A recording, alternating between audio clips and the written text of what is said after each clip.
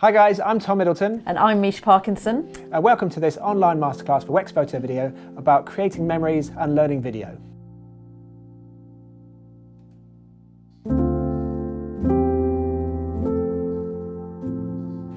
So hello to all you photographers out there looking to learn video. We're really excited to be doing this, aren't we? Yeah, a bit nervous, but yeah.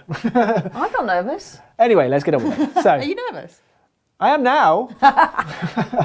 So we've been running Lush Films for the past 8 years, and we specialise in creating beautiful looking video content for great British brands.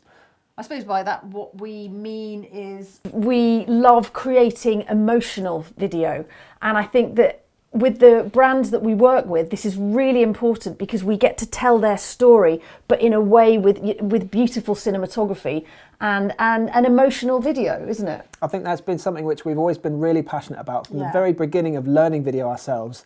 And actually having a background in photography was a really good step for us because Absolutely. I think having the knowledge of the settings on the camera already Yeah. and having a really good eye as a photographer translates very well to video because you already have that grounding in knowing what you're trying to capture and how to capture it. But You already know how to, to set up a shot and know what shots look the best and how to frame it. Yeah, but I think for us back in those days, it was always about trying to create something emotional. And from the very beginning of when we started doing video, it was always about creating emotion and something powerful. So when you watch it, you get a huge surge of that emotion. And I think that's the biggest difference between a photograph and a video is the storytelling aspect and how you convey emotion in a video, which you can't do necessarily in a photo. Because I think with the photograph, it's a still image and it will mean the most to the photographer because they will remember that kind of environment and that moment in time and what they were trying to do. But with video, you're imprinting that emotion in the video and you can't help but feel whatever that video is and how that video makes you feel.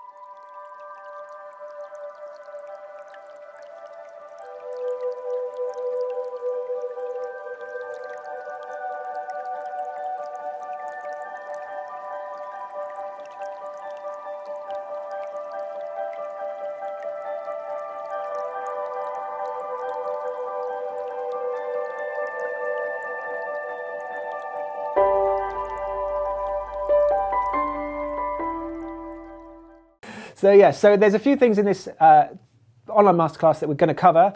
And first of all, which is video creation explained and the biggest differences and the things you might need to learn in order to make that step as becoming a videographer from a photographer's point of view. Then we're going to be looking at video quality and how to get the best quality, but not always using the highest quality settings on the camera, and there's certain circumstances where not always going to the biggest settings is going to be the best option. Yeah. Then we're going to be talking about lighting and the differences between natural lighting and interior controlled lighting and how that will affect your video creating. Then we're going to be talking about creating keepsake memories and just some things to be aware of and trying to concentrate on one thing at a time and not getting overwhelmed by all the different things that you might have to learn or might have to develop skills for. Number 5 is going to be our 5 top tips. So our little sort of secrets into the world of video making and just things to get you going on your way. Absolutely. So number 1 is video creation explained. So as I mentioned, the biggest difference being with a moving video, you are telling a story more than you can tell a story with a still image. So a sequence of shots which build a story from beginning, middle to end, and adding a level of music will create emotion and will create a very powerful sequence. That's not the right word. It will create a very powerful story with all those things combined together. So it's just about preparing yourself and knowing what kinds of shots you want to capture and making sure you have enough variety, whether it's big wide angle shots or tiny macro shots. Well, I suppose as well, because with video, it's making it more real. You know, you're taking your viewer to somewhere that you've seen through your eyes, not just as a still, but something that, you know, taking them so that as if they're actually almost there themselves. So that, you know, this is the next step really for the photographer to go to be able to create these lovely little stories. That's right.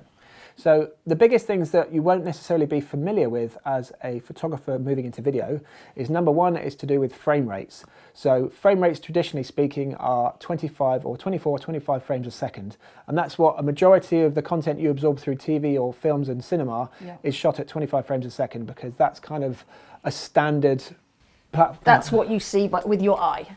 That's, yeah, there's a rule called the 180-degree shutter rule, which relates back to very old filmmaking. But essentially what it means is your shutter speed should be twice that of your frame rate. So if you're filming at 25 frames a second, your shutter speed should be a 50th of a second and no higher, because that will give you the same level as natural motion blur that the human eye sees. But we tend to shoot everything at 50 frames per second. We always shoot a higher frame rate to give us that ability to slow footage down. Stuff down. But we don't always stick to the 180-degree shutter rule. So it doesn't break all the rules. We do break it. I mean, it doesn't mean you have to stick to it, but it's just a rule to be aware of that you'll notice when you're watching TV content, and you'll notice it more when if you watch something like, I don't know, Planet Earth or Blue Planet, and you see stuff that's super slow motion, you can freeze that frame and every individual droplet of water will be completely isolated. So there won't be any motion blur at all. And that's because they shoot at a ridiculously high shutter speed to really kind of freeze frame those bits of motion that are moving fast. So it purely depends on what kind of environment you're filming in and how much movement you think that subject is going to have. So if you're, let's say, inside in a studio like us, you know there's going to be no light, no movement or no kind of moving around unless you start doing this, wave your arms around. And you don't need to slow us down either. And you don't need to slow us down. So you don't necessarily... Shoot at 25 frames a second. Shoot at 25. But if you're outside, if you're filming animals, nature, wildlife, all that sort of stuff, it's always good to give yourself the flexibility to shoot at a slightly higher frame rate, and that allows you to slow it down if you want to. And I think it always gives you that little bit, it looks, it looks artistic and lovely, because really, with video as well, your camera's your paintbrush, isn't it, really? Yeah. So you've got to find these little tricks and techniques to paint with your camera. I mean, the other thing which we do as well is we use sunlight as a big factor, a big influence in our filmmaking, and we always film into direct sunlight wherever possible because it gives you these lovely kind of sun flares, and that's another whole thing is lenses, what lenses you use. But for us, shooting into direct sunlight means you need to crank up that shutter speed quite high to be able to balance that exposure, and that's just something we like in the way our films look, and it doesn't mean it's for everyone, but it's just the way we like to do our filmmaking. Cool. So the other thing is just about being aware of storytelling and actually having a beginning, middle and end to your sequence as that kind of process of editing, and when that's the next stage. So you've thought about, there is a thought process as to how you've started somewhere and you've told a little story from A to B. So, that's the storytelling that you see in most little bits of video. Yeah. There is a story to be told. So it's being mindful of knowing what you're shooting and that there is a little story to be beginning, middle and end. Yeah, and give yourself enough variety of shots. So wide angles, mid shots, close-ups, and give yourself enough ammunition to play with once you get to the edit process. The next thing we're going to talk about is getting the best quality settings from your camera and getting the best quality video as a result. And this doesn't necessarily always mean going to the top setting on your camera. So as a good example, we have loved using Sony A7S cameras since they very first started with the A7S1, because we think as a kind of camera that gives you enough versatility, enough maneuverability, enough ability to be dynamic with your movement in a compact camera that is brilliantly small and really easily usable. The quality is mind-blowingly brilliant. We'll never stray from the Sony path, will we? We're total advocates of these guys. And there's a few features on these cameras that are brilliant as mirrorless cameras, and one of these is the fact that they've got an electronic viewfinder, an EVF, which represents all the true representation of the image. So when you change the settings, the image changes in the viewfinder, and you can also see all that display as well, so you can change while you're looking through the image. Yeah, I mean, it really is true to life as well. You can always tell if you need to crank up your shutter because things are moving too fast, or it really is incredible how accurate the viewfinder is. Yeah, and being able to kind of know your camera inside out like we have for years, knowing where all the buttons are without even having to look at them, even though with these cameras you can change all the buttons to be custom buttons, so your settings can be changed, which is a really useful tool. But just knowing the quality of the image we're going to get is always a great thing for us, because the development between the A7S1 and the A7S III, there's a huge amount of new camera quality settings on the A7S III, which has really blown our minds when it comes to the new projects we've been filming, because there's so much more in this. I won't let him do it. So I haven't been playing with it much. You've been doing all the filming with it. But it is an amazing camera. But one thing I would recommend is don't always go to the highest quality possible, because especially with the A7S III, you're going to be looking at absolutely huge files, and that's going to really impact the way you can process that material and actually edit with it, because sometimes if you have huge files... there's nothing more frustrating as though, when you're trying to import stuff and then you're realizing that your editing software can't handle it, your computer can't handle it, and it's taking ages, and the wheel comes, and then it's like literally like rage. So consider. Yeah, consider how you're going to be using that footage, and is it something you need to test, or is it something you want to be quick and easy to produce? So if it's a client project that has a fast turnaround, don't always go to the high setting. Use something that you know you can edit with quickly, that will be processed quickly, maybe 8-bit, not 10-bit in the A7S III. Although saying that, there's nothing wrong with proxy files as well. And the A7S III does actually have its own proxy file recording setting as well, so it will give you proxy files of your high-res files. If you need it that higher quality. Yeah. But it's just a case of, I think, kind of testing out a few things at a time and not kind of automatically jumping up to that top level. So yeah. Baby steps. Baby steps, yeah. A few things at a time. So the next thing we want to talk about is lighting. So there's a huge difference between something like we've got here, which is a studio set lighting, and we've got lots of LED lights around here. We've got daylight coming in through the window, but this is a very controlled environment. And the difference between this and getting out and shooting in direct sunlight is very, very different, because you can't always control the outside lighting, but you also have to be very careful about how you're using your camera to get the best exposure settings and get the best image out of that lighting. So the recommendations for that are to try and find subject matters that you can test small things at a time. So let's say, for instance, at this time of year, which we're going into winter, you're going to get a lot of frost on the grass early in the mornings. That looks beautiful. And it does always look beautiful if you get it at the right time of day, when you've got that lovely long shadows, that golden light. And it's just a really quick thing that you can film very easily. I mean, you'll normally find us out either early morning or sunset. Yeah. That's the golden sweet spots that we generally tend to do. Because I think during the day, if the sun's high in the sky, everything's very flat. And I mean, as photographers, you know, if you're out in that, you know what we're talking about. So yeah, that should be something that you can test out different things, different times of day. Yeah. But also another good thing to bear in mind with these Sony Alpha cameras is that they are absolute monsters when it comes to low light. So filming at night time with very limited light, you can push that ISO through the roof and you'll still get an incredible quality, clean, crisp image without any noise, which is amazing. And I don't think I've ever seen anything come anywhere near as good as these cameras. Not one camera has actually challenged the A7S range for their low light ability. They are amazing. So here's a quick example of a film we shot recently, all shot at night time using the Sony A7S III, and the low light capabilities of this camera are amazing.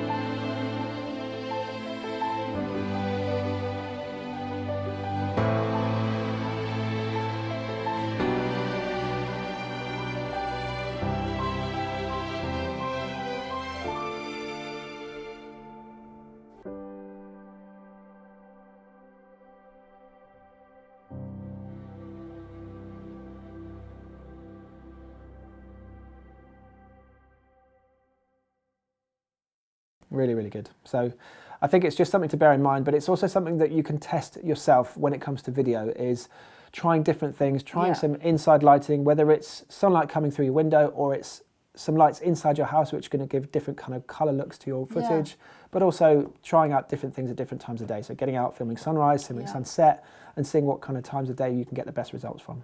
The next number 4 subject we want to talk about is creating keepsakes. So trying to give yourself some projects to work on and test different things, and a few things to consider to give yourself parameters of not getting overwhelmed by looking at too much at the same time. And enjoying it, you know, you want to sort of come out with something that you're really proud of.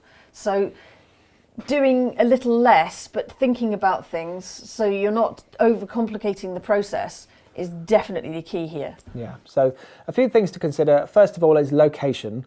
Is what are you filming? Where are you filming? Is it in a built-up area like a city? Is it outdoors in the great countryside? Yeah. Is it inside?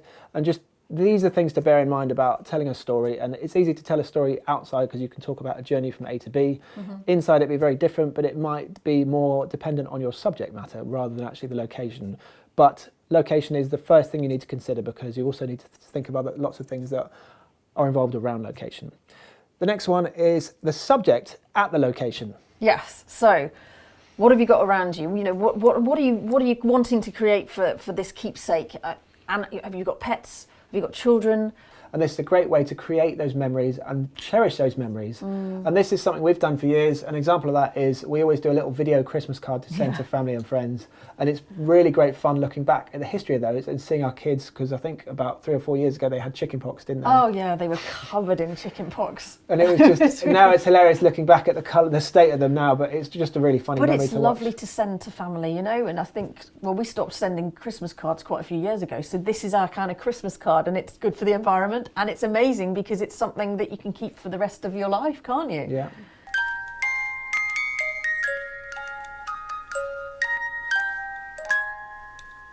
We wish you a Merry Christmas. We wish you a Merry Christmas. We wish you a Merry Christmas and a Happy New Year.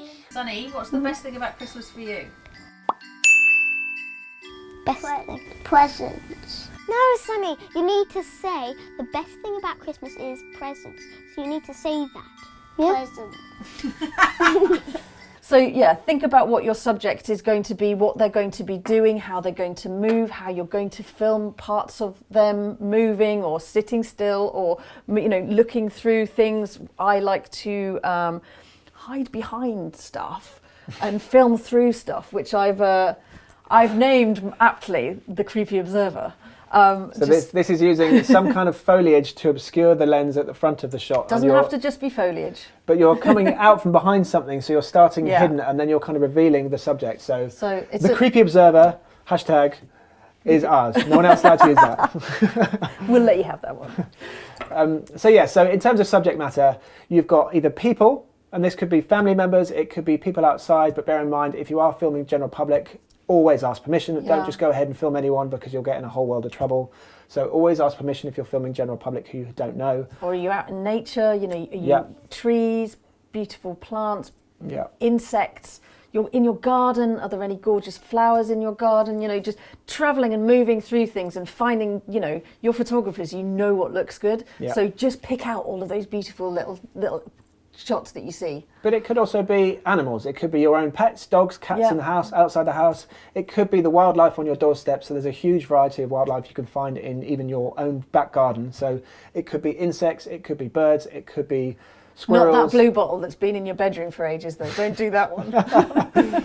But this gives you a subject matter, and it gives you a thing to tie to the location because it will help tell the story of that environment. So don't forget to let lots of environmental shots which will help to build that sense of where you are. The next thing to consider is lenses. So what are you attaching to your cameras that is going to give you something to look at and something to test? And we've mentioned the fact that we love filming into the sunlight because we love the flares that you get filming into the sun. Yeah.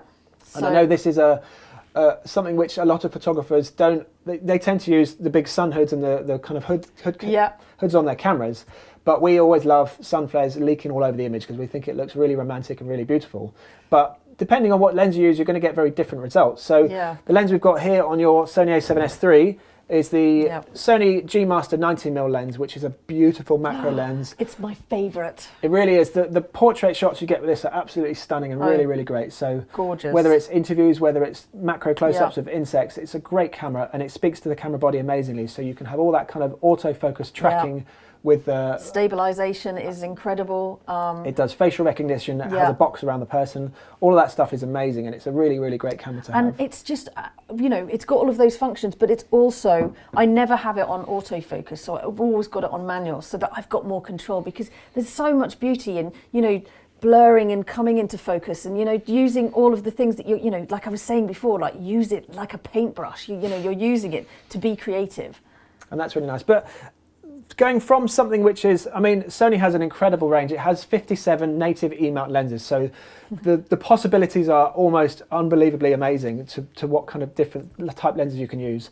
But you can also get lots of adapters which you can use different lenses. So this example here is a Helios 442 lens which comes with the M mount, but you can get an M42 adapter, M42 to the Sony E-mount adapter, which allows you to put these lenses on here, and the look you get from these lenses is absolutely incredible. It blows your mind how beautiful they are. Incredible flares, this rainbow of colours and these wonderful hues when filming in the direct sunlight, and that's something we really love to test and push, because it's something that just lends itself to beauty and cinematography and just that artistic creation of image, which we absolutely love, and something we're really passionate about. But the difference between this and this doesn't mean that you shoot the whole film on one or the other. No. We've actually shot films like David Austin Rose's. We had to recreate a wedding, and we shot it on actually the vintage lens and the Rokinon, wasn't it? Rokinon 35mm 1.4, which is a really, really great lens. That's my standard kit lens I use 90% of the time. Yeah. It gave a really different look and feel. So you had the kind of artistic, natural flares of this vintage lens, coupled with the kind of more crisp focus of the... We didn't think we'd be able to put them together as well. We were just kind of like, well, we'll just create it in either one and see what, we'll edit with both. But we actually managed to mix the two together, and it beautiful, absolutely really, stunning. Really well. So it's really nice. Happy client. Going even further down the lens of manual lenses, if you look at something like these, which are the Schneider Xenon Cine Primes, which are absolute monsters, really weigh a heavy. ton. And when you put these on a camera, it becomes a much heavier beast. So it's less a kind of maneuverable. It's very much a kind of locked off type lens that you'd want to use in an interview setting or something that's structured. Yeah, we use these for when we do Hay Festival every year, and these are incredible for those interview shots. They look absolutely, and together as well. The two together look beautiful. Really nice. Lenses. But there's a very big difference between these. So a Helios lens you can pick up for 30 quid on eBay. Well, no, they've gone up, They have actually gone up. They've because wised up. Everyone's like, I've got to get those vintage lenses. So, but this is going from cheap to very, very expensive. Yeah. And there's a very different way you can use each lens. But it doesn't mean you have to use one or the other. There's tons of different lenses you can use. But it's just worth thinking about what you're wanting to test as your video project. Yeah. So is there something you want to do that's more leaning towards the artistic side, or is there something you want to do that's leaning towards the more commercial side, in which case you want to get a certain look, whether it's macro or whether it's big wide angles. So looking at your lenses and giving yourself some options of thinking things to test with different lenses is a great idea. And pushing the boundaries of your lenses, just test. So the next thing, which I think we've touched on, is the time of day you're choosing to film. So we mentioned we love filming into direct sunlight. We also love filming in the golden hour, whether it's in the morning or the evening, but this is something to plan into your project. So if you're going to be going out and you've got to be out early in the morning, you have to kind of factor those things into your project. So are you going to be able to get to the location in time to capture that perfect moment of the sunlight? So quite often in the winter we'll grab the kids from school and then boot it up the nearest hill and go and film the sunset, which is, there's lots of hills in Shropshire, so there's lots of options. Yes. But it's something we love doing, and the kids love doing it as well because they're so used to us filming them. We just say, go and run over there and play, and they'll just run off, and we'll just kind of work our way around them filming them. Like you're seeing right now. Go to the end of that hill. Yeah. So it's a really great thing to do. So time of day is very important, but it's something to factor into your planning if you're doing a project. The last thing in terms of creating keepsakes is thinking about emotion in your storytelling. So this is going beyond a little bit of what you capture with your camera, but actually thinking about that process of telling a story and bearing in the back of your mind that getting enough variety to put into a sequence that's going to work with the beginning, middle and end. I think, with us mainly putting together edits which are montages to beautiful music. I mean, it's not, and it doesn't necessarily have to just be like classical or whatever. I think what will resonate with you, because you have shot your own footage, you'll have a feeling, a sound in mind that will really pull out that emotion of the video that you've shot. Yeah, well, we have a slightly backwards way of editing in terms of the traditional route, but we'll film a load of stuff, and then Misha will hit the music libraries and find some music that she thinks hits the right emotion, and then we'll lay that down in the edit software and then start to edit to the music, so you know you've got those music cues to edit to and create that kind of level of emotion building up with the track. We're so driven by music. I mean, it really lifts a piece of video beyond belief. Yeah. If you try some different ways with different sounds to your footage, you'll totally see the difference in what we mean. Yeah, and it's a really important thing to consider. So always in the back of your mind, bearing in mind your storytelling while you're filming, but actually use music to guide the emotion once you've got the footage and help that build the story once you get to the edit section. Yes. Good. Okay, so last section, number 5, is our top tips of what things to consider to get yourself out filming. And the biggest piece of advice here we're going to do is lean on your own passions. Don't get out doing stuff because you know you have to. Do it because you want to, and it's something you're going to enjoy doing. So it becomes an enjoyable project rather than something that becomes a chore to learn and you know you've got to do it. So it becomes you don't really want to do it. Yeah. So lean on stuff that you know you love to film or love to photograph, and then it'll become a really enjoyable project. Be proud of what you film, you know, do stuff that you're really proud of and that you want to share, because that's the beauty of it as well. You get such a buzz of sharing it with people, and I think that's the loveliest thing about it. It is. So the best thing we can do in terms of top tips is to give yourself a limit of what you're trying to test. So get out and try and shoot a 1-minute video a week, and in this 1-minute video, give yourself one thing you're trying to learn and one thing you're comparing every time you do the next video as to what the difference is between the one you made before and the one you're making now. So here's our top 5 tips to get you out and get you filming footage yourself and making that transition from being a photographer to being a filmmaker. Number 1. So what do you need? So you're going to need one camera, one prime lens. You don't need a sound kit and you don't need a tripod. The reason we're going to give you this limited kit is because we want you to then test out trying to get shots with one lens, so you're not going to be confused by thinking you need to zoom in or zoom out, and one camera so you're not fiddling around with multiple settings. You don't need sound equipment because you're not recording ambient sound, and we don't want you to use a tripod because we want you to have that fluid movement of moving yourself into position rather than actually relying on having a static shot. That's just going to make it a lot more natural and give it such an authentic feel. So tip number 2, and this is to do with camera settings. First of all cameras can film at 4K, but we don't always necessarily need to film 4K, and one of the reasons for filming 4K is to be able to crop in on the shot in post. But also the files are going to be a lot bigger and take a lot more processing power in your editing software. We want you to film at 50 frames a second rather than 25. This will allow you to slow down the footage to 50% of the speed, and it will also eliminate some of the wobble you might get. Not wobble, what's the right word? Camera shake. It might also eliminate some of the camera shake using it as a handheld camera. But it'll also give you that flexibility to either have it at normal speed or to just to slow things down, which always looks a little bit more romantic. That's right. So there's lots of different bit rates you can film at. On the Sony a7S III, this ranges from 45 megabits a second right up to 500 megabits per second. But bearing in mind, the higher you go, the bigger the files are going to be, and the more processing power it's going to take on your edit software. So we recommend shooting at 100 megabits per second, and this will allow your edit software to process these files quickly and easily, and it will make your edit workflow a lot faster. In terms of camera settings while you're filming, we like to film at a low aperture because that gives us that cinematic look, but it will also let in a lot of light into the camera. So we use our shutter speed to compensate with this and push up our shutter speed and ignore that 180-degree shutter rule, but that's just a personal preference. We love breaking the rules, don't we? We do, but you can also use a variable ND filter to darken down that shot if you need to. So tip number 3, use your location and subject so you've got easy access and it's somewhere that you can revisit. Check your sun positions, plan your timing for the best shots and light. It may be inside, it may be outside, but choose wisely. Choose wisely.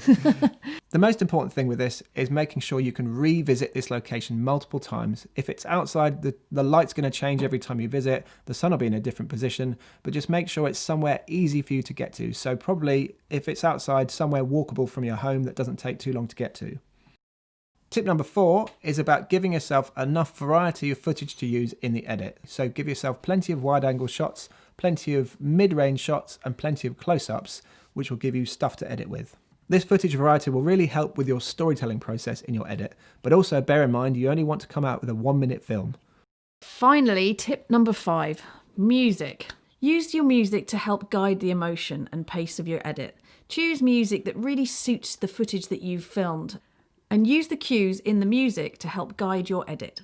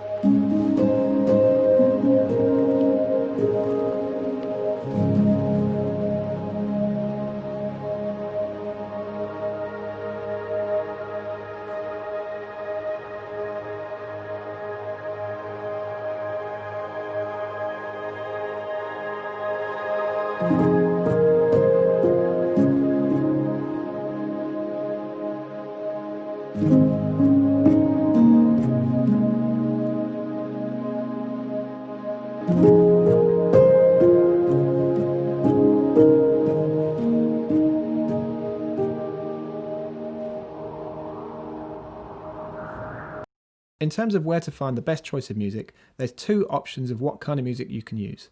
Number 1 is if there is no commercial gain for your film project, you don't always have to pay for a music license. There are a number of free stock music websites, such as the YouTube Audio Library or Free Music Archive, where you can download music with Creative Commons licensing and you can use it as you like. The other option is if you're being paid to produce your video and you have a commercial client. For this, you'll definitely need to purchase a music license, but there's a number of ways you can do this. The first is to buy a music license per track, and you can do this on websites such as Audio Network. The other way is to pay for a subscription to a music stock library, such as Artlist, where you pay an annual subscription and you can download as many songs as you like. Music will lift your edit in a billion ways. So think about what music you're going to use, because that will be the key to creating emotional video. And it's very interesting to find, once you've got the edit, try 2 or 3 different tracks and see how different that makes the film feel, because you'll be surprised at how a wildly different track will really kind of change the feel of a film in a massive way. So it's always good to sort of know that emotion you want to create while you're filming, but actually test different things out. So it's not all about just the camera settings, it's also about the edit process and giving yourself some different things to do with the edit and trying to find projects that you enjoy and that will push your creativity and push your learning skills. And just, get creative with your camera angles as well. Get down, let things either move into shot or you move with them. You'll find that with video, you will find you are getting so creative. It's like a next level step of creativity. It is, but it's something that you should enjoy because it is very rewarding once you create that video and you create that memory, and then if you send it to friends and family and you get that feedback, and it's a lovely feeling to get that. So as well as pleasing them, you please yourself and you've got a memory to keep forever. So if it's with your kids like us, we can watch those years later and laugh back at how they had chicken pox, but it's always a good thing to stick on your kind of library. Absolutely. So get that button turned round, get out filming and get creative and enjoy it. Enjoy. So we're Tom and Mish from Lush Films. So if you want to check out our social media channels or have a look at our website, it's just lushfilms.co, and feel free to drop us a line anytime and ask any questions.